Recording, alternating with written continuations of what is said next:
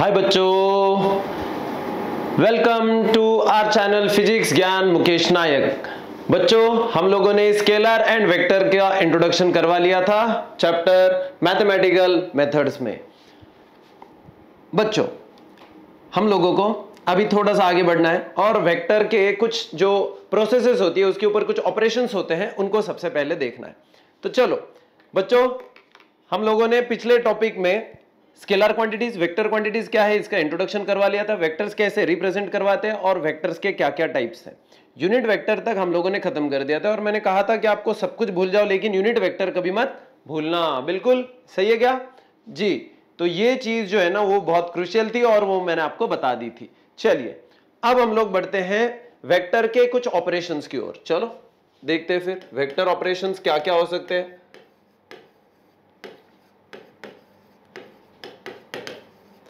तो चलिए बच्चों, वेक्टर ऑपरेशंस में सबसे पहला ऑपरेशन किसके साथ होगा? सपोज एक वेक्टर है, मतलब एक वेक्टर क्वांटिटी। अगर एक वेक्टर क्वांटिटी को हम लोग किसी स्केलर से मल्टीप्लाई कर देते हैं तो क्या होगा? ठीक है, सवाल समझ गए? एक वेक्टर क्वांटिटी है और एक वेक्टर को अगर हम लोग स्केलर से मल्टीप्लाई कर दे तो क्या होगा? सो हम लोग ऐसे सबसे पहले इसको लिखेंगे मल्टीप्लिकेशन बाय स्केलर। तो किसी स्केलर से हम लोग इसको मल्टीप्लाई कर देंगे तो क्या होगा? मैं इसको थोड़ा सा साइज में छोटा कर देता हूं बच्चों जी। तो क्या होगा बच्चों? जो नया चीज आएगा, जो नया चीज बनेगा, जो नया फिजिकल क्वांटिटी बनेगा वो क्या रहेगा? वो एक वेक्टर रहेगा। तो अगर हम लोग कहेंगे it yields scalar multiplied to the vector, multiplication with scalar yields, वो क्या देता है? yields another vector। ठीक है बच्चों, तो चलो देखते हैं। मान के चलो कि P जो है वो हमारा एक वेक्टर क्वांटिटी है। अगर हम लोगों ने उसको किसी एक स्केलर क्वांटिटी से मल्टीप्लाई कर दिया तो समझो क्या मिलेगा आपको? Q मिलेगा। ठीक है, तो ये देखो, ये एक कौन सी क्वांटिटी है? Vector quantity. ये स्केलर क्वांटिटी। अगर वेक्टर को स्केलर से मल्टीप्लाई कर दो तो क्या आ जाएगा? वेक्टर। मतलब ये भी एक क्या रहेगी? Vector quantity. So vector product multiplied with the scalar product gives you, sorry, scalar quantity gives you और yields you the another vector. पहला आसान काम, एकदम सिंपल सी चीज। ठीक है बच्चों, चलिए अब हम लोग देखेंगे इसमें एडिशन और सब्ट्रैक्शन। एक मल्टीप्लिकेशन का काम हो गया। अब हम लोग थोड़ा सा आगे बढ़ते हैं और अगर हम लोग वेक्टर्स को ऐड करते हैं या सब्ट्रैक्ट करते हैं तो उसकी प्रोसेसेस क्या है ये देखते हैं, उसके ऑपरेशंस कैसे करेंगे। चलो आगे देखें।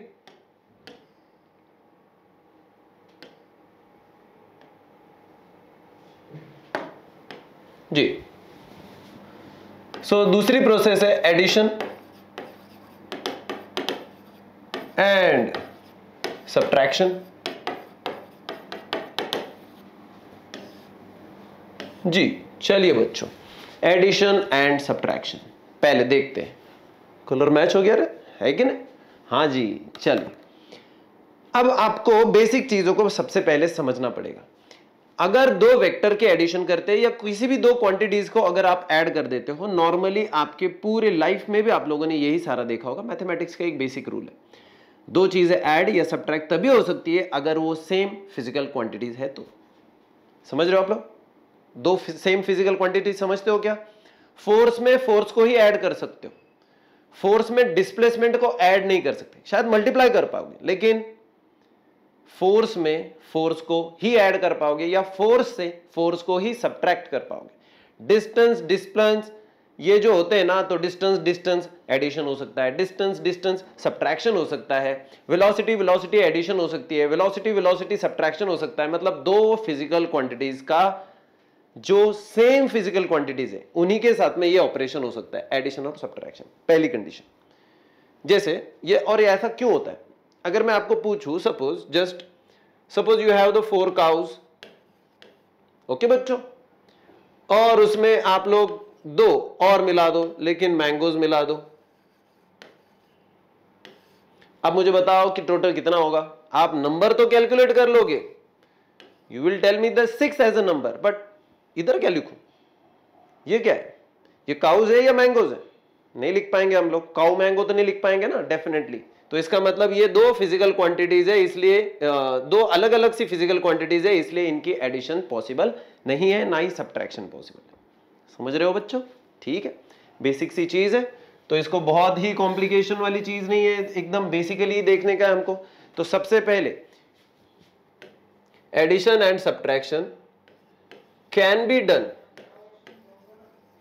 Done in 2 or more whatever same physical quantities only। जी, तो दो सेम फिजिकल क्वांटिटीज होंगी तभी ये हो सकता है, अदरवाइज नहीं होगा। अब सवाल ये है कि एडिशन कब होगा, ठीक है? तो ध्यान दीजिएगा, एडिशन के बारे में सबसे पहले देख लेते हैं जी। So the first thing is addition। Addition कब होगी बच्चों? देखो, मान के चलो मैं किसी एक बॉक्स के ऊपर फोर्स लगा रहा हूं, ठीक है, इधर वाली डायरेक्शन में, और उसी बॉक्स के ऊपर अगर मेरा दोस्त भी फोर्स लगा रहा है इधर, तो दोनों के फोर्स की डायरेक्शन एक दूसरे को कैसे हो गई बच्चों? सेम डायरेक्शन है। सेम डायरेक्शन में मतलब दोनों वेक्टर एक दूसरे को कैसे है बच्चों? पैरेलल है। तो दोनों के फोर्स मिल जाएंगे, ऐड हो जाएंगे, करेक्ट है कि नहीं? कैंसिल नहीं करेंगे एक दूसरे को। कैंसिल इसलिए नहीं करेंगे क्योंकि उसकी डायरेक्शन इंपॉर्टेंट है, समझ रहे हो ना आप लोग? तो ये डायरेक्शन समझ लो। तो सेम डायरेक्शन अगर होगा, तो इसलिए याद रखना एडिशन के लिए कंडीशंस है। क्या है कंडीशन? सेम डायरेक्शन वेक्टर अगर है, या कहो दो या उससे ज्यादा वेक्टर जो है वो, इफ दे आर, ध्यान देना इधर कैसे है, parallel to each other. Parallel समझते होंगे ना आप लोग, parallel to each other.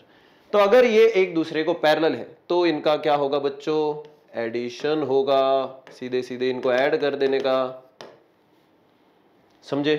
Clear है? तो ये पहली चीज है। तो एडिशन कब होगा? एडिशन तब होगा जब दोनों की डायरेक्शन पैरेलल है या दोनों की डायरेक्शन सेम है, ठीक है? आसान सा रूल है, बहुत मुश्किल वाला काम नहीं है। इसका मैग्नीट्यूड एकदम आसानी से आ जाता है। समझो, अगर मैं कह रहा हूं मैग्नीट्यूड ऑफ वेक्टर AC, तो ये कैसे निकालूंगा मैं, बताइए? तो ये निकलेगा आपका vector AB plus magnitude of vector BC। अब ये दोनों एक दूसरे को पैरेलल होंगे तो ये सीधे सीधे इनका नंबर ऐड कर देने का काम तमाम। तो आपको क्या आ जाएगा? और हाँ, जो रिजल्टेंट आएगा उसकी डायरेक्शन क्या रहेगी? ये देखो, इसका फोर्स F1 है, इसका फोर्स F2 है, दोनों का फोर्स हो गया, दोनों का फोर्स मिला के F is equal to F1 plus F2 हो गया बच्चों। उनकी वैल्यू पुट कर दी, सेम नंबर आ गया। सवाल ये है F की डायरेक्शन कौन सी रहेगी? अगर ये F है, ये इधर जाएगा, इधर जाएगा, ऑब्वियसली इधर ही जाएगा resultant. So direction of resultant, so direction of resultant is same as that of the both. तो दोनों की जो डायरेक्शन है वही डायरेक्शन उसकी भी रहेगी बच्चों। समझ रहे हो कि आप लोग? ठीक है बच्चों, चलो बहुत आसान काम है ये। अभी हम लोग देखते हैं सब्ट्रैक्शन। थोड़ा सा इसको मैं मूव कर लेता हूं। चलो, पहली कंडीशन समझ गए थे आप लोग, अभी दूसरी कंडीशन के साथ में दूसरी चीज को देखते हैं जी। अब हमको क्या करने का है बच्चों? सब्ट्रैक्शन। सब्ट्रैक्ट करो। कब कर सकते हो आप लोग? अब देखो, यही बॉक्स था जो ऊपर था, एक जन इधर फोर्स लगा रहा था, एक भाई साहब यहां पे फोर्स लगा रहे थे। अब देखो, दोनों की फोर्स की direction opposite to each other है। समझो, मान के चलो ये 20 न्यूटन है, ये मान के चलो 20 न्यूटन है। तो टोटल फोर्स कितना हो गया बच्चों? देखो तो, two forces having equal magnitude and opposite direction, they are balanced force. तो ये बैलेंस कर देंगे एक दूसरे को, तो टोटल फोर्स आ जाएगा 0 न्यूटन। अब ये 0 क्यों हुआ? क्योंकि अगर लेफ्ट टू राइट अगर मैंने इसको पॉजिटिव लिया तो ये इसको निगेटिव लेना पड़ेगा अगर मैं राइट टू लेफ्ट जा रहा हूं। तो ये दोनों फोर्सेस एक दूसरे को कैंसिल कर रहे हैं क्योंकि ये अपोजिट है एक दूसरे के। तो बेसिकली अगर मैं देखूंगा ये प्रोसेस कैसे हुई, तो F is equal to F1 plus F2 हुआ तो यही। लेकिन ये क्या था बच्चों? 20 न्यूटन प्लस वाला, और प्लस ये था माइनस 20 न्यूटन। तो फाइनली अगर देखा जाए तो इनमें सब्ट्रैक्शन हो चुका है और इसलिए ये 0 न्यूटन आ गया। समझे? इसको मैं बहुत इतना बच्चे जो ऐसे समझा रहा हूं, लेकिन कभी कभी कुछ 11th के बच्चे, हम लोग अभी तो नया नया सा टाइम है, हम लोगों को थोड़ा सा इसको समझने में टाइम लगेगा, इसलिए मैं थोड़ा सा डिटेल में चल रहा हूं, ठीक है।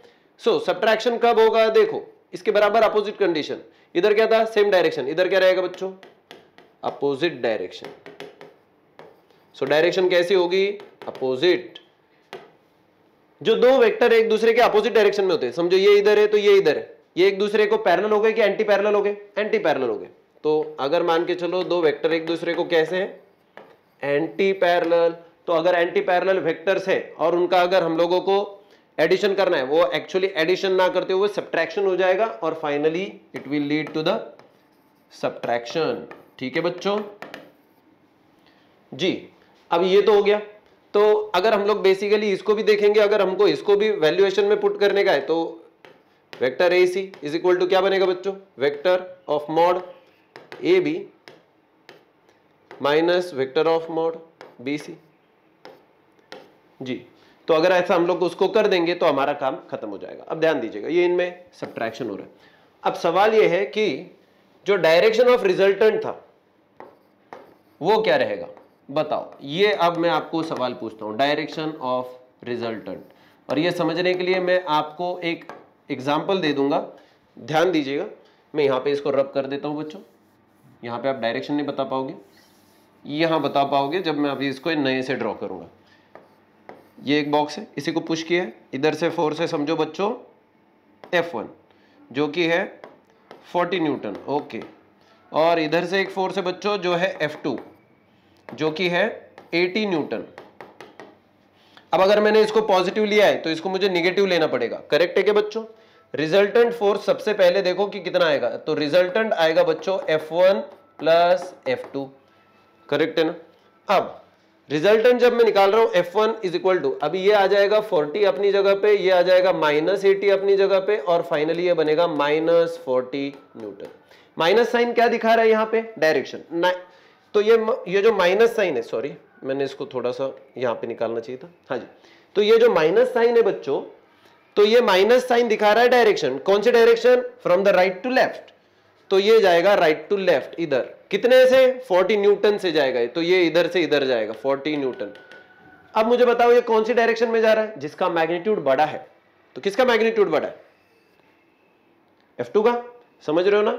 सो हम लोग कह सकते हैं the resultant will go in direction of vector of larger magnitude, जिसका मैग्नीट्यूड बड़ा है ऐसे वेक्टर के डायरेक्शन में हो जाएगा।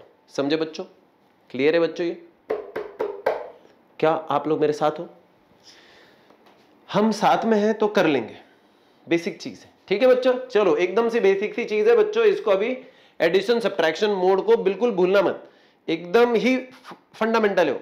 चलो इसको करके भी देख लेते हैं। देखो अगर मान के चलो मैं आपको एक काम कर देता हूं, यहां पे अभी हम लोग एक काम कर लेते हैं,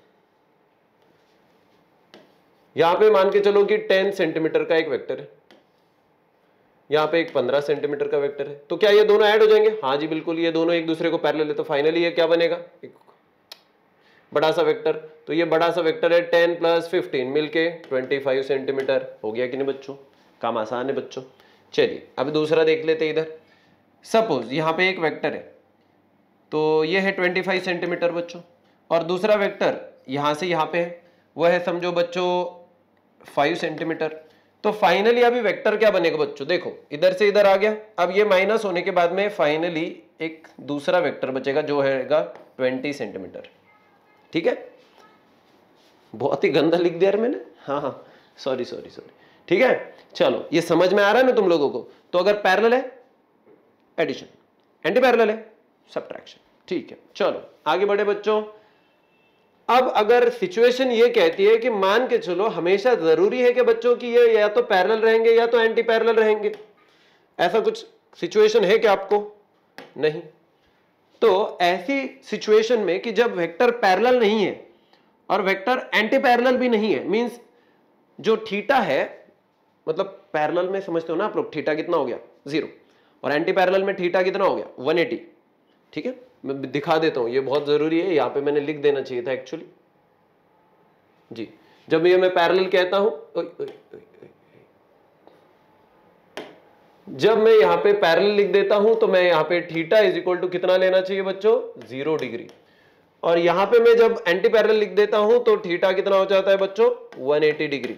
अब अगर ये ऐसा नहीं है और दो वेक्टर के बीच में ना ही 0 डिग्री है और ना ही बच्चों उनके बीच में 180 डिग्री है, तो ऐसी सिचुएशन में क्या करेंगे, अब देखते हैं उसके लिए। तो देखो बच्चों ध्यान दीजिएगा, यहां पे ऐसी सिचुएशन में हम लोग यूज करेंगे triangle law, triangle law of vector addition. So vector addition के लिए हम लोग एक ट्रायंगल लॉ यूज करेंगे, ट्रायंगल लॉ। अब ये क्या है, नाम से तो इतना समझता है कि कुछ तो ट्रायंगल का लेन देन है इसमें, करेक्ट है कि नहीं। सो नाम से जो समझ में आता है ना उसको थोड़ा सा काम में भी लाएंगे हम लोग। चलिए बच्चों, ट्रायंगल लॉ मान के चलो, just suppose we have the two vectors which needs to be added to each other, okay. तो पहला वेक्टर और दूसरा वेक्टर, थोड़ा सा ध्यान दीजिएगा। Suppose there is a vector A B, इसको कुछ किसी भी चीज से रिप्रेजेंट कर दो, वेक्टर पी से। दूसरा कोई भी एक रैंडम वेक्टर है, सेम फिजिकल क्वांटिटी, हाँ, लेकिन एडिशन सब्ट्रैक्शन बात करेंगे तब तक हम लोग पक्का सेम फिजिकल क्वांटिटीज के बारे में ही बात कर रहे हैं। ये डिस्प्लेसमेंट है तो ये भी डिस्प्लेसमेंट है। फिर ये है मान के चलो बी से लेके सी, तो ये है वेक्टर क्यू, समझे बच्चों। अब सवाल ये है कि जब ये और ये, अब इन दोनों के बीच में अगर मैं एंगल देखूंगा तो क्या ये एग्जैक्टली पैरेलल है, नहीं। ये एंटी पैरेलल है, बिल्कुल भी नहीं। तो ये ना पैरेलल है ना एंटी पैरेलल है, मतलब इनका बीच का एंगल ये ना ही 0 है ना ही 180 डिग्री है। अब क्या करें ऐसी सिचुएशन में, इमेजिन करो एक लॉ होता है, लॉ का स्टेटमेंट बहुत बड़ा है, मैं लिख के नहीं दूंगा आपको, बस मैं आपको वो पहले समझा दूंगा। सिचुएशन को समझ लो, लॉ ऑटोमेटिकली समझ में आ जाएगा, ठीक है। सबसे पहले देखो, when such a situation comes when there is theta not equal to 0 and not equal to 180 as well, then पहला वाला वेक्टर कहीं तो एक रख दिया, ओके, ये जैसे कि वैसे उठा लो, यहां पे रख दो, रख दिया, ये है ए, ये है बी, ओके। और जो दूसरा वाला जो वेक्टर है ना, उसका और इसका एक ट्रायंगल बनाओ। लेकिन दो लाइन से कैसे ट्रायंगल बनेगा, नहीं बनेगा, लेकिन ट्रायंगल की दो साइड्स तो बन सकती है ना। तो चलो, जहां पे बी खत्म हो गया है वहां, और यहां पे बी से शुरुआत हुई है, इसको जैसे कि वैसे उठा के यहां पे जहां पे बी खत्म हुआ है ना वहां से बी को शुरुआत कर देते हैं, कुछ ऐसे करें तो ये आ गया बी सी। अब ये एक ट्रायंगल की दो साइड्स हो चुकी है, करेक्ट है क्या बच्चों। तो देखो, ये है वेक्टर पी, ये है वेक्टर क्यू, कितना आसान है।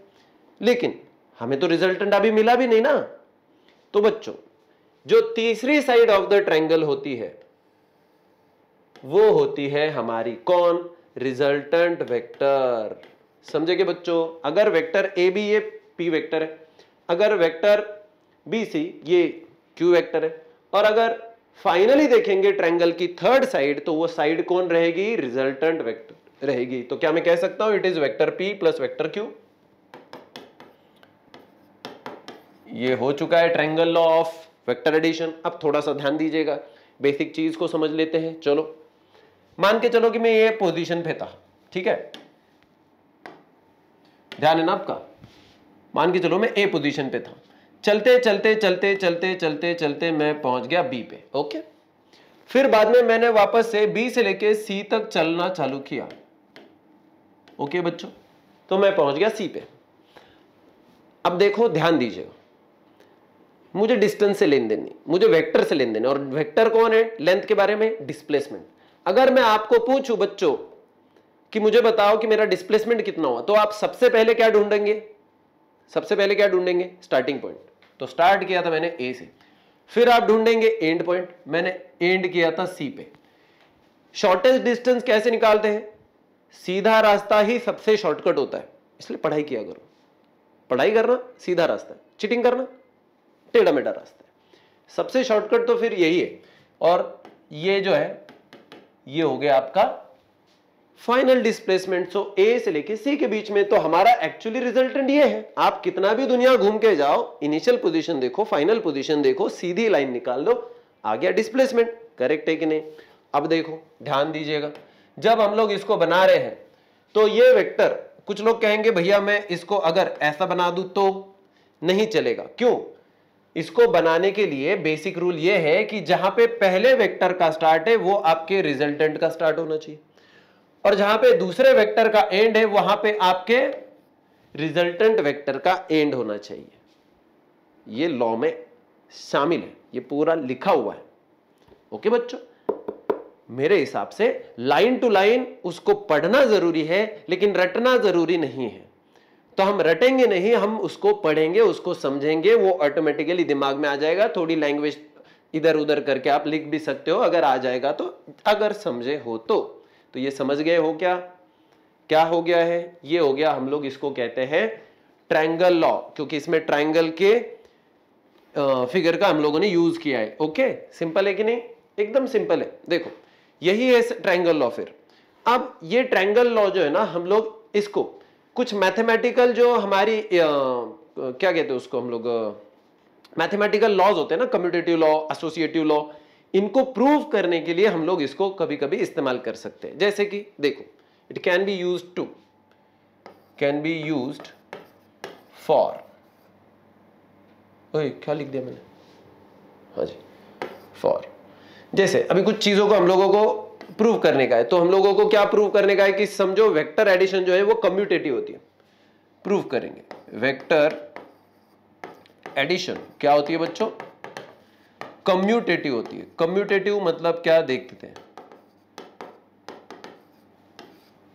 उधर बाद में देखेंगे एसोसिएटिव के लिए। सो वेक्टर एडिशन कैसी होती है? कम्यूटेटिव। इसका मतलब यह है कि समझो मान के चलो मेरे पास वेक्टर p है, इसको थोड़ा ऊपर लेके जाओ, आप ना भी बोलो तो मैं लेके जाना पड़ेगा, मेरे पास ऑप्शन ही नहीं है। ठीक है बच्चों जी,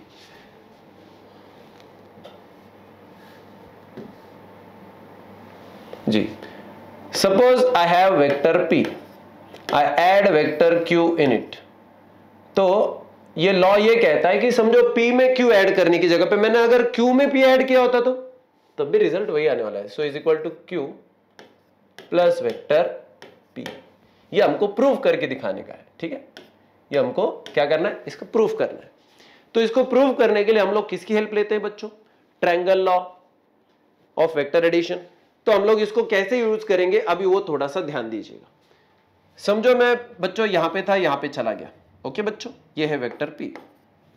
तो सबसे पहले मैं यहां से चला, यहां पे निकला, ये है o और ये है समझो a। ओके, तो o से लेके a पे चला गया। ओके, फिर बाद में मैंने क्या किया बच्चों? मैंने सीधा चला गया ऐसा, तो a से लेके मैं चला गया b। ओके बच्चों, और ये है वेक्टर q। एकदम सिंपल सी चीज। तो पहले मैं p पे गया फिर q पे गया, तो ये जो है अभी ये vector p plus vector q बन गया। करेक्ट है ना? तो vector p plus vector q कौन बना मेरा? OB बना, OB। और OB मेरा क्या है बच्चों? Resultant vector. ये है मेरा रिजल्टेंट वेक्टर। तो क्या मैं लिख सकता हूं? ये रिजल्टेंट वेक्टर है। करेक्ट है ना? बिल्कुल। अभी ध्यान दीजिएगा, instead of doing this, suppose मैं पहले ऐसे ना जाते हुए अगर ऐसा चला गया तो देखो, मान के चलो कि मैं ऐसे ना जाते हुए मैंने ऐसा कर दिया, ये रास्ते चला गया। सबसे पहले मैं इधर गया तो मैंने वेक्टर कितना कवर किया? सबसे पहले वेक्टर q। बाद में मैं चला गया ऐसे, जो वेक्टर p था ना वैसे पैरेलल, तो गया मैं वेक्टर p क्या लाऊं। इसका मतलब मैं सबसे पहले q चला, बाद में मैं चला कितना? Vector p। फाइनली अगर देखोगे तो वहीं पे पहुंच रहा हूं OB पे, और OB तो हमारा कौन है? Resultant vector. तो अगर राइट हैंड साइड सेम है तो लेफ्ट हैंड साइड भी सेम है। तो इसका मतलब vector p plus vector q ये प्रूव हो सकता है। किसके हेल्प से किया? Triangle law of vector addition. बहुत मुश्किल है? नहीं नहीं, बहुत आसान है। कुछ भी मुश्किल का तो नाम ही नहीं निकालेंगे हम लोग जी। और ये, अरे भगवान,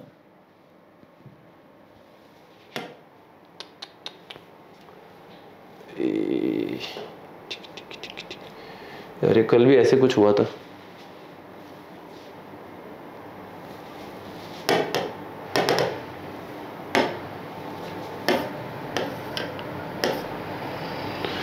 बच्चों ये पता नहीं मुझे टेक्निकली क्या हो जाता है इसको, ठीक है बच्चों।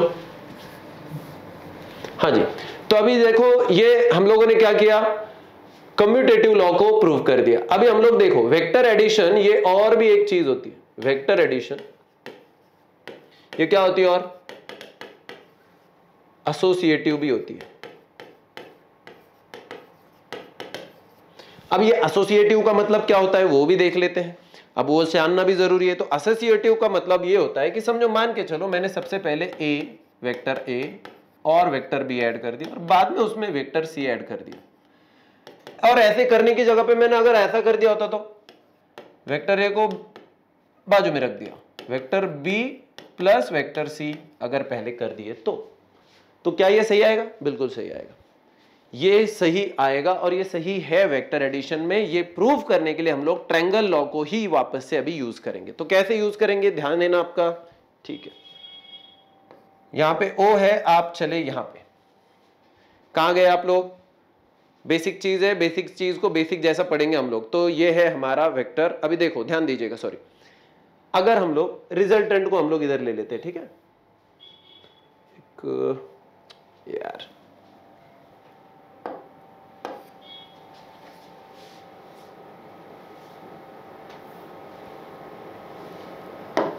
हाँ जी अब ठीक है, हाँ ओके। अब देखो बच्चों थोड़ा सा ध्यान दीजिएगा, अगर हम लोग इसको प्रूव करना चाहते हैं तो पहले a प्लस बी करेंगे, बाद में उसमें c ऐड करेंगे तो एक रिजल्टेंट आ जाएगा। फिर a को पहले ले लेंगे, बाद में b और c के जो दो भी एडिशन है ना उसको हम लोग ले लेंगे। तो सबसे पहले देखो, अगर मान के चलो कि इफ पहले a और b ले लेते हैं, है ना, तो ये है वेक्टर, यहां पे यहां से गए, ये है वेक्टर a, ठीक है बच्चों, ये है वेक्टर a। अब फिर यहां से मैं गए यहां पे, ये है समझो मान के चलो वेक्टर b, ठीक है बच्चों। तो ये कौन हो गया बच्चों बताओ, सबसे पहले मुझे बताओ कि ये कौन है? ये है vector a plus vector b, correct है कि नहीं? ट्रायंगल लॉ के हिसाब से ये vector a plus vector b बन गया। अब मान लो कि मैं यहां पे चला और यहां पे पहुंच गया और ये है वेक्टर c, ठीक है बच्चों। यहां से यहां गया, यहां से यहां गया, ये बन गया वेक्टर रिजल्टेंट, यहां से यहां पे चला गया। अब देखो, तो अगर मैं इसको टोटली देखूंगा तो फाइनली मेरा इनिशियल पोजीशन यहां पे है ओ पे, और फाइनली मैं पहुंच रहा हूं यहां पे, तो ये हो गया मेरा start point of the first and the end point of the last. तो इसको कनेक्ट करने वाला ये हमारा रिजल्टेंट वेक्टर हो गया आर, करेक्ट है कि नहीं? तो सबसे पहले मैंने देखो, अगर instead of going this way मैं अगर ऐसे चल जाता और ऐसे चले जाता तो क्या हो जाता? वेक्टर a प्लस बी पहले, तो ये दोनों मिला के यहां पे क्या आ जाता बच्चों बताओ? यहां पे आ जाता r, है कि नहीं? यहां पे आ जाता r। तो ये दोनों मिला के बच्चों क्या बन रहा है? वेक्टर r, ठीक है। फिलहाल तो ये ठीक है। अब हम लोग इंस्टेड ऑफ डूइंग सो हम लोग अगर इसको कुछ अलग सा कर देते, सपोज कोई बंदा है, अब वो क्या किया, उसने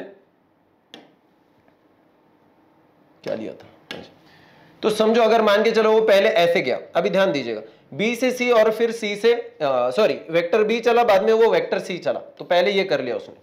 तो देखो यहां से लेके यहां और यहां से लेके यहां, क्या मैं ऐसा कह सकता हूं कि ये एक वेक्टर है? अब ये वेक्टर कौन है भैया? हमारा पहले b प्लस c, करेक्ट है ना? तो ये है vector b plus vector c। अब मैं ऐसा गया और ऐसे पहुंचा तो भी वही पहुंचने वाला हूं। देखो मैं पहले ऐसे गया और ऐसा ना जाते हुए मैं ऐसे चला गया, लेकिन ये कौन है? Vector b plus vector c। तो क्या मैं कह सकता हूं कि अभी देखो ऐसा अगर मैं चला तो वेक्टर a में vector b plus c add हो गया। तो फाइनली अगर मैं लास्ट में देखूंगा तो ये अंत में देखो, ये स्टार्ट पॉइंट है, ये एंड पॉइंट है, तो इनको कनेक्ट करने वाले शॉर्टेस्ट डिस्टेंस कौन है? वापस से r। तो क्या मैं कह सकता हूं बच्चों यहां पे कि ये भी कौन बन गया? r, vector r। तो ये भी वेक्टर r है और ये भी वेक्टर r है। तो हम लोगों ने प्रूव कर दिया कि ये दोनों एसोसिएटिव लॉ है और ये करेक्ट भी है। तो वेक्टर एडिशन ये एसोसिएटिव भी हो सकता है और ये कम्यूटेटिव भी हो सकता है, और इसको प्रूव करने के लिए हम लोग ट्रायंगल लॉ को यूज करेंगे, ठीक है? डन, शांति। अब ये हो गया बच्चों, आगे देखते हैं। कई सारी चीजें एग्जाम पॉइंट ऑफ व्यू से देखोगे तो कुछ ज्यादा वैल्यूएशन वाली नहीं है बच्चों, लेकिन फिर भी हम लोग उसको पढ़ेंगे क्योंकि वो पढ़ना जरूरी है। इनका बेस है वो, सब चीजों को बेस से लेके चलना ये हमारा काम है, तो हम लोग बेस से लेकर ही आपको चला रहे हैं। ठीक है बच्चों, चलिएगा। अब देखो बच्चों ध्यान दीजिएगा, आप लोग बहुत ही इंपॉर्टेंट चीजों को थोड़ा सा ध्यान देते रहेंगे तो आपको समझ में आते रहेगा। अगर जैसे मैंने अभी ये एसोसिएटिव वगैरह डिस्क्राइब किया, एक लॉ ऑफ पॉलीगॉन भी है। देखो तो पॉलीगॉन में अभी क्या होता है, थोड़ा सा ध्यान दीजिएगा। सपोज मैं ओ पे था और किसी भी एक पोजीशन पे मैं चला गया, समझो मान के चलो ए पे, तो ये बन गया बच्चों वेक्टर A1। ठीक है, फिर बाद में मैं बच्चों चला गया बी पे। ठीक है, तो अभी ये है वेक्टर A2। तो फाइनली ये O से लेके B तक कौन बनेगा बच्चों, vector A1 plus vector A2। ठीक है बच्चों, फिर मैं चला C पे यहां पे, और ये है वेक्टर A3, B से लेके C। तो अब मैं इनिशियल और फाइनल के बीच में देखूंगा तो मेरा ये क्या बन जाएगा, देखो तो ये तीनों का एडिशन। लेकिन ये तीनों का एडिशन कैसे समझेगा, यहां से लेके इधर पहुंचे तो कौन, A1 प्लस A2 और प्लस ये। So this plus this gives you A1 vector A1 plus vector A2 plus vector A3। कितना आसान है, मान के चलो और कंटिन्यू किया तो, और ये है वेक्टर A4। तो फाइनली अगर A से यहां से लेके यहां तक देखूंगा तो ये मान के चलो D पॉइंट आ गया। अब देखो तो ये क्या होता है, इधर से इधर और इधर से इधर, मतलब फाइनली मैं दिस प्लस दिस, तो ये कौन हो जाएगा रे, A1 plus A2 plus vector A3 plus A4, ऐसे हो जाएगा कि नहीं। तो ये सबके एडिशन हो जाएगा, इसको हम लोग कहते हैं लॉ ऑफ पॉलीगॉन। ठीक है, ये ट्रायंगल लॉ का ही एक क्या कहते हैं हम लोग, ये जैसे अभी थोड़ी देर पहले एसोसिएटिव को देखते वक्त किया था ना, बस वैसे ही है ये भी। ठीक है, तो एक एक एक एक करते करते ऐड हो जाएंगे। अब इसमें ये पॉलीगोनल शेप है, इसलिए हम लोग इसको क्या कहेंगे, लॉ ऑफ पॉलीगॉन। ठीक है बच्चों, बच्चों बहुत इंपॉर्टेंट चीजें हैं, बहुत इंपॉर्टेंट चीजें हैं, ये बेसिक टॉपिक है आपके। अभी तक तो हम लोगों ने 11th के मोशन वगैरह इन चैप्टर्स में एंट्री भी नहीं की है। हम लोगों को जितना जरूरी चीज है ना सारा फिजिक्स को समझने के लिए, उन्हीं के ऊपर हम लोग डटे हैं। तो आप लोग भी वहीं पे डटे रहिएगा, और आगे चल के हम लोग अभी इसको थोड़ा सा देखते हैं। लॉ ऑफ पॉलीगॉन हो गया बच्चों। अब जिसको हम लोग कहेंगे एकदम हार्ट है, हार्ट, उसको देखेंगे यहाँ पे। तो अभी हार्ट देखने वाले, तो उसके लिए मुझे थोड़ा सा स्पेस भी चाहिए, तो इसको मैं मूव कर देता हूं बच्चों। चल हाँ जी बच्चों, law of parallelogram of the vectors देखना है। क्या देखना है, लॉ ऑफ पैरेललोग्राम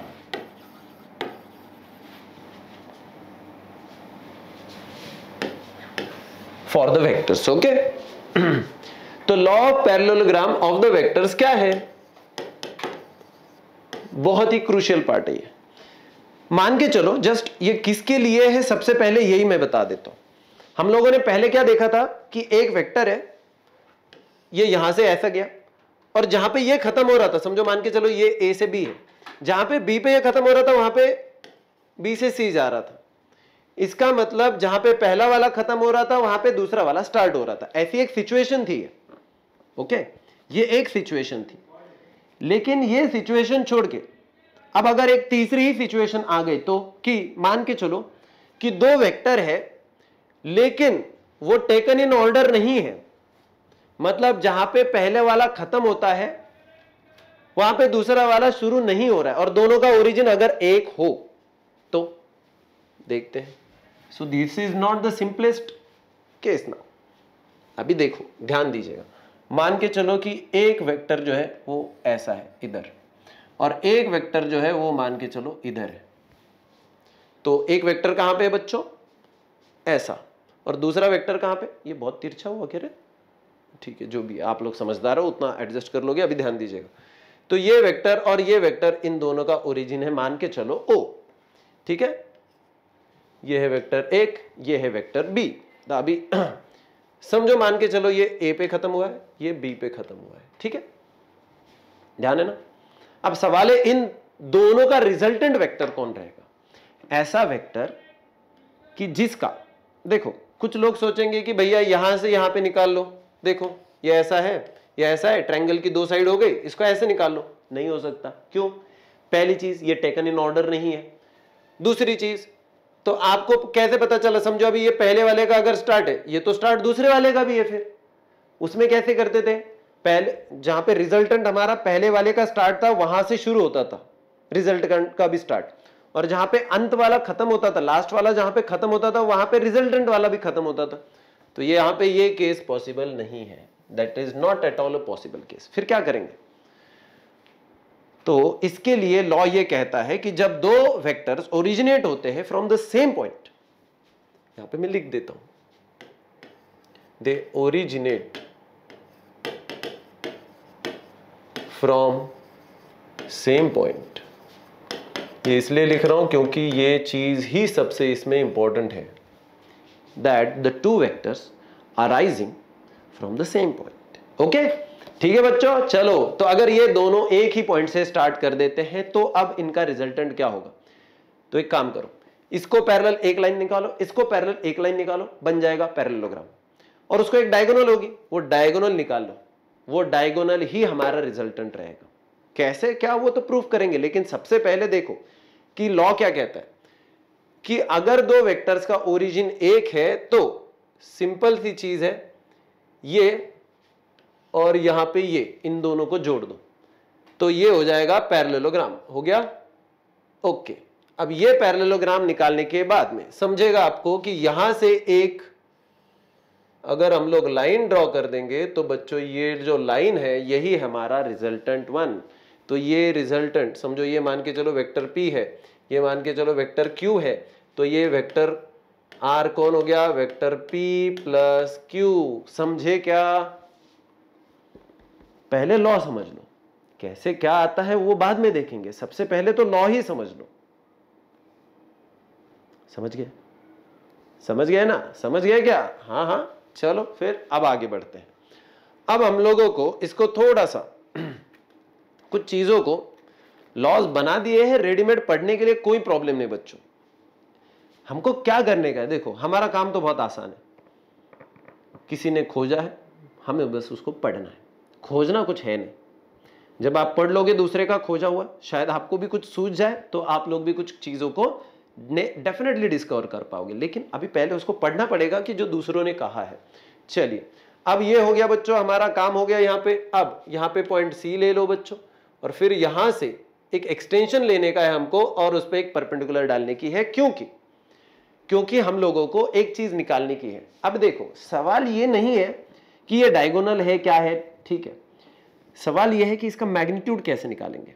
कि ये समझो, मान के चलो ये 10 सेंटीमीटर है, ये 10 सेंटीमीटर है, तो ये कितना है हमें नहीं पता, तो इसको निकालना पड़ेगा। तो इसका पहले मैग्नीट्यूड का फॉर्मूला हमें पता होना चाहिए, पहली चीज।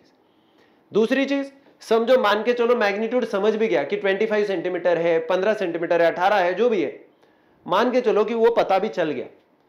तो सवाल यह है कि जब मैं उसको ड्रॉ करूंगा तो उसकी डायरेक्शन क्या रहेगी। ठीक है, अब आप लोग बोलोगे कि फिर भैया इधर ये बना दिया, कैलकुलेशन मैथमेटिकली उसका एक तरीका हो गया, लेकिन दूसरा जो है ना वो सिचुएशनल पर आएगा। तो देखो, अभी इधर है, ये इधर है, तो मैं कहीं पे भी एक लाइन ड्रॉ करके थोड़ी ना ये 18 सेंटीमीटर वगैरह कर सकता हूं। मुझे इसके लिए क्या करना पड़ेगा बच्चों?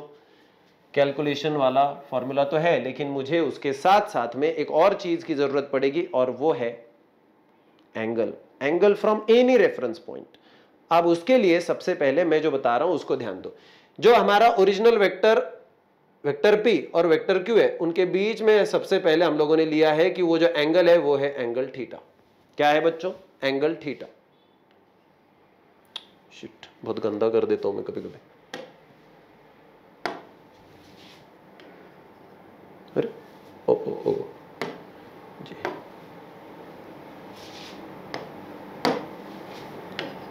जी ठीक है बच्चों। तो ये है वेक्टर थीटा। थीटा कौन है? वेक्टर P और वेक्टर Q के बीच का एंगल। अब ऐसे मान के चलो कि ये रेफरेंस पॉइंट ले लेते, जो हॉरिजॉन्टल लाइन है ना, इसको हम लोग क्या करेंगे? हमारा रेफरेंस पॉइंट लेंगे कि यहां से कितना डिग्री, कहीं से क्यों ना, हमको क्या करने का है? जैसे मान के चलो मैं एक रूम में खड़ा हूं, अब अगर मुझे किसी ने कहा भाई साहब कि आपको 49 डिग्री पे चलना है, लेकिन इधर वाली वॉल से या इधर वाली वॉल से? 49 कहां से? तो मुझे कहीं ना कहीं से तो रेफरेंस बताना पड़ेगा ना कि मुझे चलना कितना है। वो क्लियर कर दिया कि भैया आपको 20 फीट चलना है। सो मैं तो 20 फीट चलूंगा, ओके, लेकिन मुझे बताना पड़ेगा ना कहां, इधर चलूं, कहां पे चलूं मैं? तो उसके लिए आपको बताना पड़ेगा इस वॉल से 45 डिग्री, 49 डिग्री, 48 डिग्री, 60 डिग्री, जो भी है उतने डिग्री में चलने का है। कहां से? इस लाइन से। इस लाइन से मतलब वो रेफरेंस पॉइंट है। तो अभी हम लोग एक और एंगल ले रहे हैं, एंगल अल्फा। ये है एंगल अल्फा, मैं बना रहा हूं ये एंगल अल्फा। और वो एंगल अल्फा जो है हमारा, देखो बहुत ही जरूरी एंगल है ये। तो ये, अरे ऐसा क्या हो रहा है इसको जी, यहां पे है हमारा एंगल अल्फा। कौन है बच्चों? Angle alpha. मैंने इसको भी छोटा कर दिया, शिट जी। तो यहां है बच्चों हमारा एंगल अल्फा, ठीक है, ठीक है।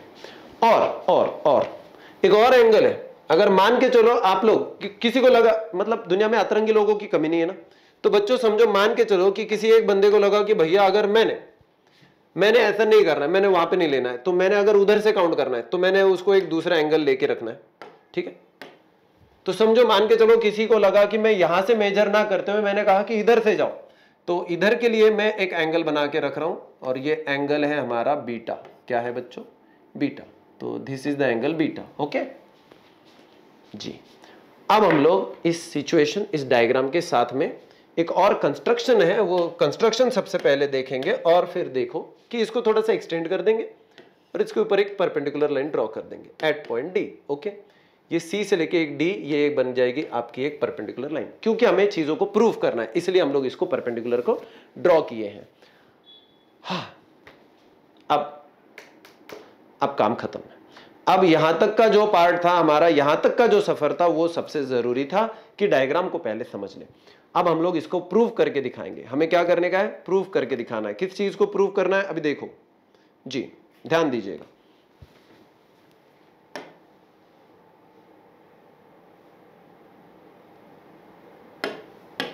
जी, सबसे पहले अब अगर हम लोगों को क्या निकालने का है वो माइंड में क्लियर नहीं है, तो वो सबसे पहले मैं बता देता हूं। हमें निकालने का है रिजल्टेंट वेक्टर का मैग्नीट्यूड और हमें निकालने का है रिजल्टेंट वेक्टर का डायरेक्शन। समझ गए?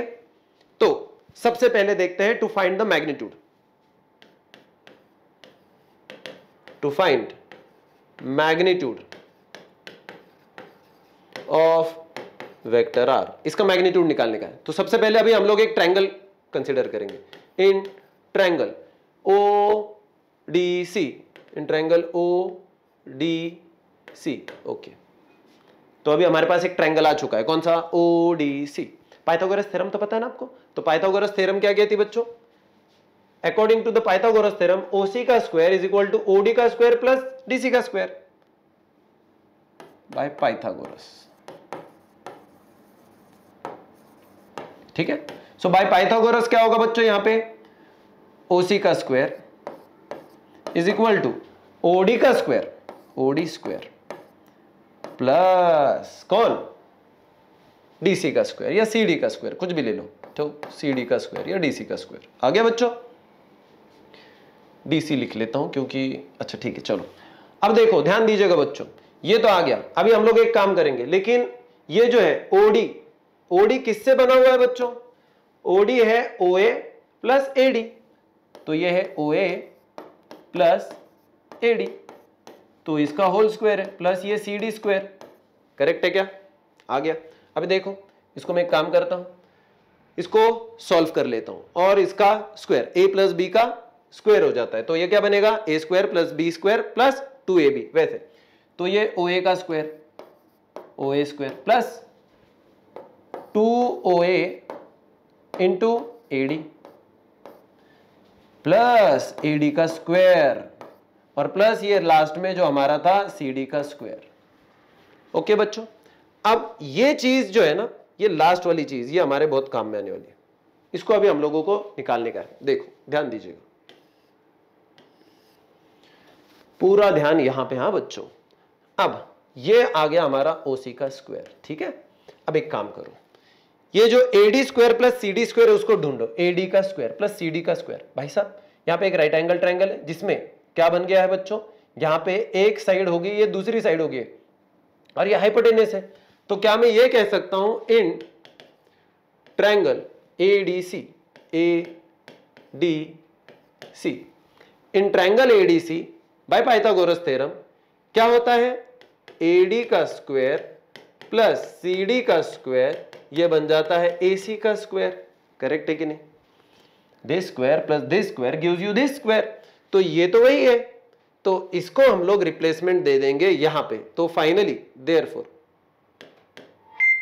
ये बन गया इधर। ठीक है जी जी, अभी देखो, अब इसको हम लोग लिख लेते हैं, ओ सी का square is equal to O A का square plus 2OA into AD plus सबसे लास्ट में अब AD square plus CD square की जगह पे क्या लिखेंगे, एसी का स्क्वायर, तो उसको यहां पे लिखेंगे एसी का स्क्वायर। समझे बच्चों, ये क्लियर है क्या। अब थोड़ा सा देखो इनको, देखो इनके चेहरे देखो, इनकी शक्लों पे कुछ तो लिखा हुआ है, ये कौन है, इनकी पहचान क्या है, ये इनकी शक्लों पे लिखा हुआ है बच्चों। तो इनकी शक्लों को थोड़ा सा पहचानो, थोड़ा सा ध्यान दो। अभी देखो ओसी का स्क्वायर, ओसी है कौन, ओसी तो आर है, वेक्टर आर है। ओके, ओए का स्क्वायर, ओए कौन है, ओए है वेक्टर पी, ओए ओए ऑलरेडी पता है। एडी कौन है, एडी ही तो नहीं पता है, उसको निकालेंगे फिर। और एसी कौन है, एसी देखो, एसी, एसी पता है कैसे, ये वेक्टर क्यू है इसलिए ये भी वेक्टर क्यू ही रहेगा, तो ये हो गया क्यू। तो हमारे पास सिर्फ अभी जिसकी जानकारी हमें नहीं है तो वो सिर्फ एक ही चीज है, और वो है कि एडी कौन है कि नहीं। तो ये ट्रायंगल, ये यहां पे ये ट्रायंगल है क्या, हम लोग यहां पे अभी देखो, अगर ये दो वेक्टर के बीच का ये ऐसे अगर लेके जाएंगे तो ये तो वही एंगल बन गया, तो ये भी एंगल बन गया थीटा। अब अगर हम लोग देखेंगे इन ट्रायंगल एडीसी, उसी ट्रायंगल में, तो मुझे कौन चाहिए बच्चों, ये वाली साइड चाहिए, एडी में इंटरेस्ट है मुझे जिसमें इंटरेस्ट है ना मैं उसको निकालूंगा। तो ये एडजेसेंट साइड है, और एडजेसेंट साइड को निकालने के लिए हम लोग क्या करेंगे बच्चों, hypotenuse into cos theta in triangle. तो देखो कॉस थीटा क्या बनेगा रे बच्चों, क्या बनेगा, adjacent side upon hypotenuse. Adjacent side कौन है, एडी अपॉन एसी। करेक्ट है कि नहीं, मुझे एडी में इंटरेस्ट है इसलिए एडी क्या बनेगा बच्चों, AD is equal to AC इधर चला गया, एसी कॉस थीटा। अब देखो एसी कॉस थीटा बनेगा, तो मैं यहां पे उसको रख देता हूं, उसकी जगह पे यहां पे उसको पुट कर देता हूं, तो काम तमाम हो जाएगा। देखो यहां पे ध्यान दीजिएगा बच्चों, इसको मैं कुछ तो इक्वेशन का नंबर दे देता हूं first. So put in equation first, what do we get, so equation first becomes, हम लोग फाइनलाइज कर रहे हैं, थोड़ा सा ध्यान दीजिएगा, लास्ट है एकदम। सो देखो ओसी का स्क्वायर, ओसी का स्क्वायर, ठीक है, प्लस सॉरी क्या कर रहा हूं, प्लस कहां पे भाई साहब, क्या है, क्या ही कर रहे हैं, ठीक है, हाँ जी चलो। ओसी का स्क्वायर इज इक्वल टू, तो ओसी का square is equal to OA का स्क्वायर, ठीक है भाई, plus 2OA into AD. AD, अब एडी की जगह पे हम लोगों को किसी को लिखने का है, तो एडी की जगह पे क्या लिख सकता हूं मैं, ये यहां पे पुट करेंगे ना, तो ये हो गया एसी कॉस थीटा, और प्लस फाइनली बच्चों ये तो आ चुका है, फाइनली है एसी का square.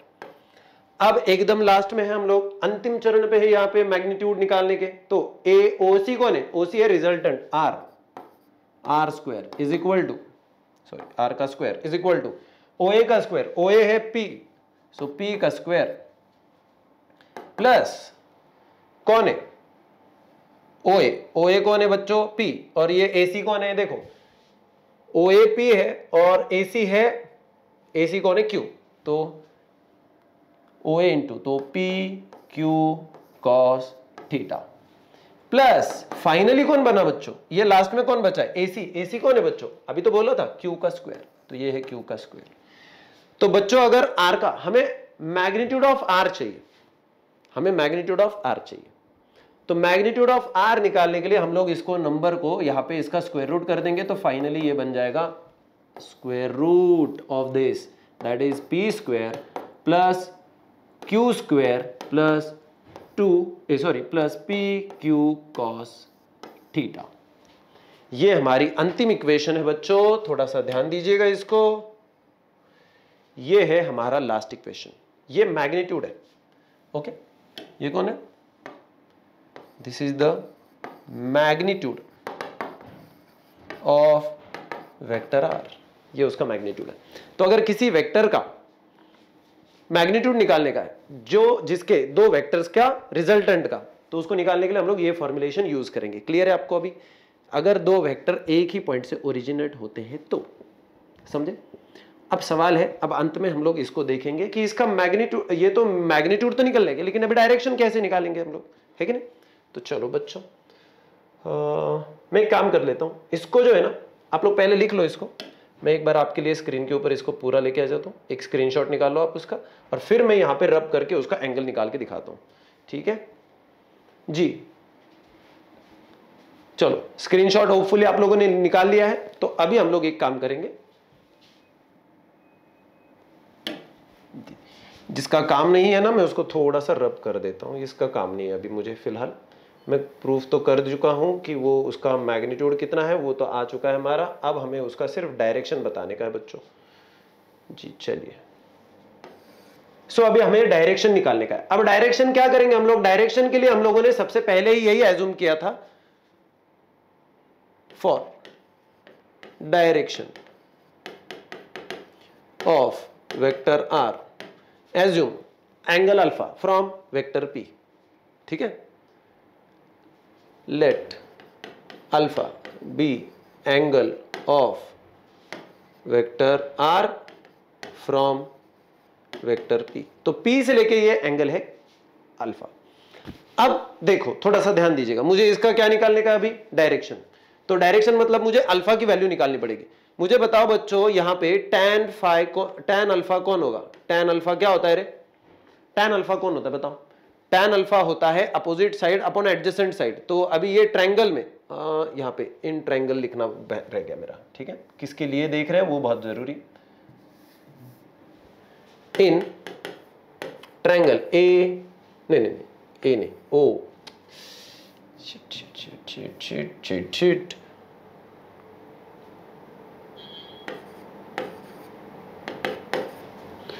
In triangle ODC। ODC में अब देखो हम लोगों को क्या निकालने का है? अल्फा की वैल्यू। तो ये बनेगा tan अल्फा। तो tan अल्फा कौन होगा रे? अपोजिट साइड, वो कौन है? CD। अपॉन कौन बच्चों? उसकी एडजेसेंट साइड, वो कौन है? OD। करेक्ट है क्या? एम आई राइट? क्या मैं इसको लिख सकता हूं, this is CD upon OD कौन है रे? OA plus AD। OA plus AD। Correct है कि नहीं? यहां तक पहुंचे कि नहीं हम लोग? ये तो समझ गए, अभी यहां तक तो आ चुके हैं। अभी सवाल है बस लास्ट वाला ये हम लोगों ने निकालने के बाद इसमें से DC या CD कौन है, ये भी तो निकालना जरूरी है। तो इस ट्रायंगल में ये जो CD है, इस ट्रायंगल में बता रहा हूं, इन ट्रायंगल ADC मुझे क्या चाहिए? CD की वैल्यू चाहिए। तो अगर मुझे CD की वैल्यू चाहिए तो CD की वैल्यू में ट्रायंगल थीटा के हिसाब से निकालूंगा, तो ये अपोजिट साइड है। सो साइन थीटा कौन बनेगा बच्चों? CD अपॉन AD, नहीं AC। तो फाइनली CD कौन बनेगा बच्चों? Therefore CD is equal to AC sine theta. AC sine theta. बहुत ही ज्यादा कंजूसी कर रहा हूं मैं शायद जी। थोड़ा सा इसको मैं जी थोड़ा सा ऊपर ले लेता हूँ, यहाँ पे ले लेता हूँ बच्चों इसको। हाँ जी, अब देखो ये आ गया CD is equal to AC, और AC तो है हमारा, AC कौन है देख लो? AC तो Q है।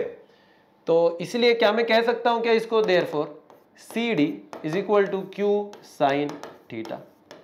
हाँ बिल्कुल कह सकता हूं। तो अभी क्या करेंगे हम लोग? एक काम करते हैं, ये जो हमारा tan अल्फा है ना, तो tan अल्फा क्या बनेगा? So tan alpha is equal to CD कौन है बच्चों? देख लो, CD। तो CD हमारे पास क्या आ गया है? Q sine theta. करेक्ट है कि नहीं? तो CD आ चुका है Q साइन थीटा। तो लिख दो उसको, Q साइन थीटा अपॉन नीचे कौन है बच्चों? OA कौन है? Vector P। तो P प्लस प्लस एडी कौन है, ये एडी पहले ही हम लोग निकाल चुके थे, वो है क्यू कॉस थीटा। आ गया। अभी अगर tan अल्फा आ चुका है तो उसका tan का इनवर्स ऑफ एंगल रहेगा अल्फा, तो ये अल्फा इधर ही रखो,